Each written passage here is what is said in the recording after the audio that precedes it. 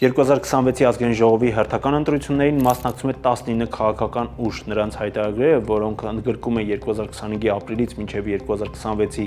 ապրիլն ընկած ժամանակահատվածը, արդեն հրապարակվել են։ Civilnet-ն առանձնացրել է ամենահարուստ 5 վարչապետի թեկնածուներին ըստ դրամական միջոցների։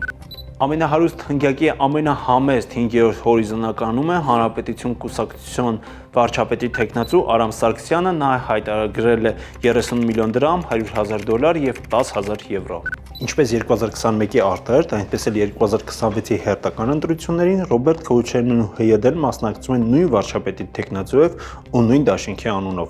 Հայաստան դաշինքի թեկնածուն ամենահարուստ 4-րդն է, ունի ավելի քան 15 միլիոն դրամ, $772,000 ու ավելի քան 14 միլիոն ռուբլի։ Նոր չէ, նոր ուժ ռեֆորմիստական կուսակցության վարչապետի թեկնածու Հայկ Մանուկյանի դրամական միջոցների պատկեր է։ Ինչպես 2023-ի Երևանի ավագանու ընտրություններին, այնպես էլ այս ընտրություններին նա դրամական միջոցներ ունի չեխական կրոնով, դրամով, եվրոյով և դոլարով։ Դրամով նրա միջոցներն անցնում են 76 միլիոնը, չեխական կրոնով 2.5 միլիոնը, եվրոյով 122,000, իսկ դոլարով 154,000։ Թեև ուժեղ Հայաստանի վարչապետի թեկնածուն Սամվել Կարապետյանն է, բայց նրանց առաջին համարը Նարեկ Կարապետյանն է, որը ըստ քաղաքական ուժի պետք է լինի ժամանակավոր